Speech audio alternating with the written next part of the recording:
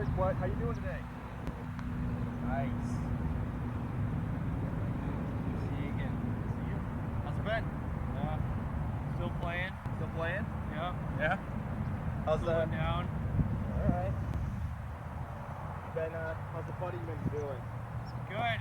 Alignment's a lot more consistent with getting my weight more forward and balancing out my shoulders. It's just helped me line up more consistently every single time.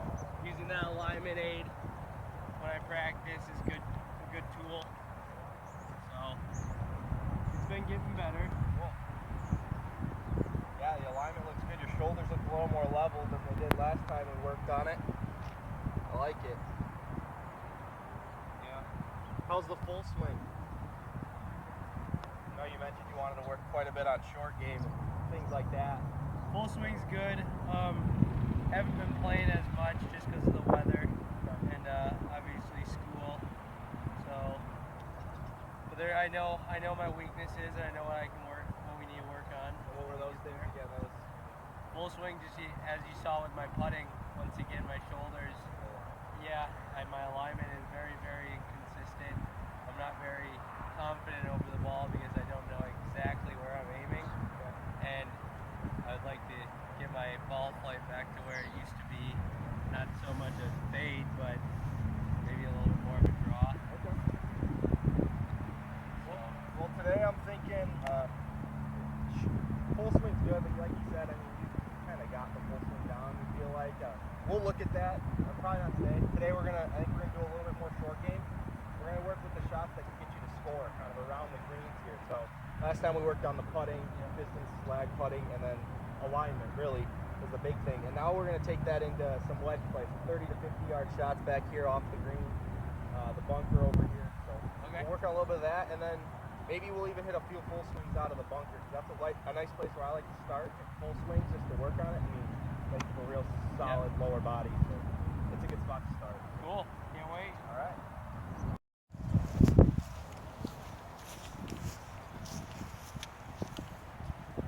Damn, this thing is clear. Cell phones are going to take the camera business out of commission. Apple's going to come out with a pencil.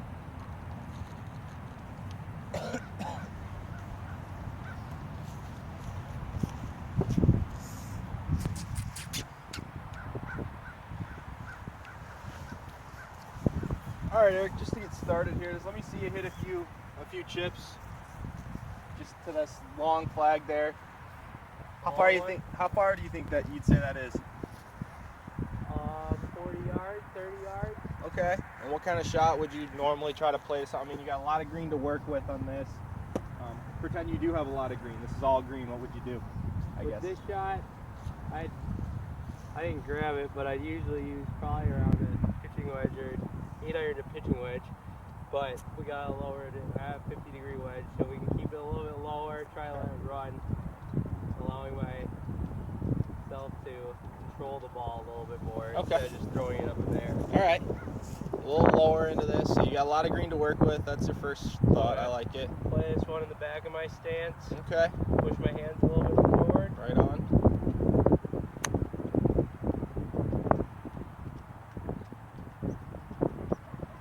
One thing that you can do if you find yourself you can't pick the right spot, draw a line in the sand as you practice. It's just one thing. I'm sure you might have done it a couple times.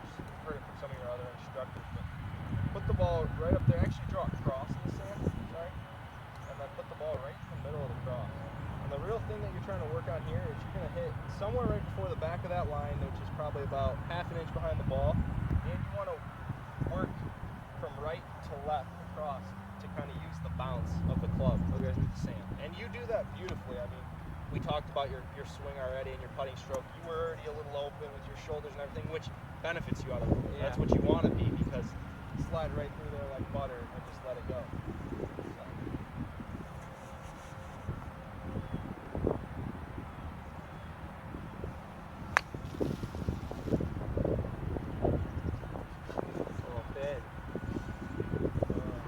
That shows you hit before the front of that line. Yep. Exactly, and that's where you get the feedback there. So you can see the on that one is I can still see the line right there. It means I missed the line, missed the spot. So, and that's the great thing when you're practicing by yourself. You've got to get that feedback from somewhere, right? I mean, and you can. I got the feedback. Obviously, I saw the ball go flying across the green. I knew I missed it, but now I know, hey, for sure, I did not hit behind that line. So on this next one, I'm really going to try to make sure alignment's good. And I'm going to try to keep my weight even. Hit behind that line. Again, we're going to look at feedback. And I can only be here for so long, you know. I can help you out. And we're going to look at it, but one thing that I like to look at, divot pattern. So if we look at the divot pattern of, you got 3 distinct divots here. I think this was the first, second, and third. Something like that. It went 1, 2, 3, right across.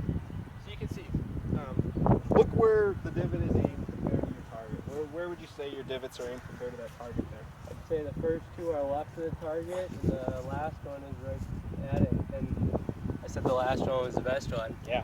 And why do you think the last? I mean, you got right. So you've got the direction of it. I guess we'll go back. You get the direction of your divot, and then how deep your divot is. So all 3 of those divots would probably say relatively the same. Maybe the first one's a little shallow. The angle of approach wasn't as steep. Angle of approach, the first 2 you hit, I guess are a little more shallow, and that third one's obviously the deepest.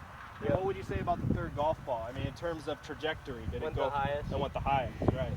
So when we get that angle of approach, we really want to be coming down into the ball to get it to go up in the air. It's going to stop better for you on the greens instead of bouncing through. I don't know if you have that problem ever. Or, so kind of walk me. What do you do when you get a grip? Well, how's your grip set up? I like to grab it and the fingertips right here. I like that. I use an interlock. Okay.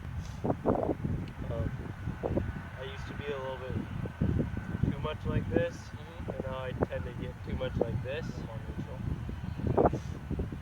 But when you mean weaker, By weaker, I mean this hand's coming under, and this is a weaker grip versus this is a stronger grip.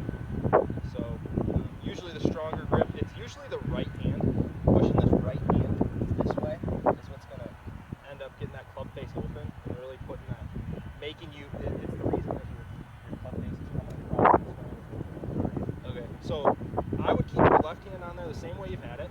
I like that, and I would take that right hand and really. One thing is to get these hands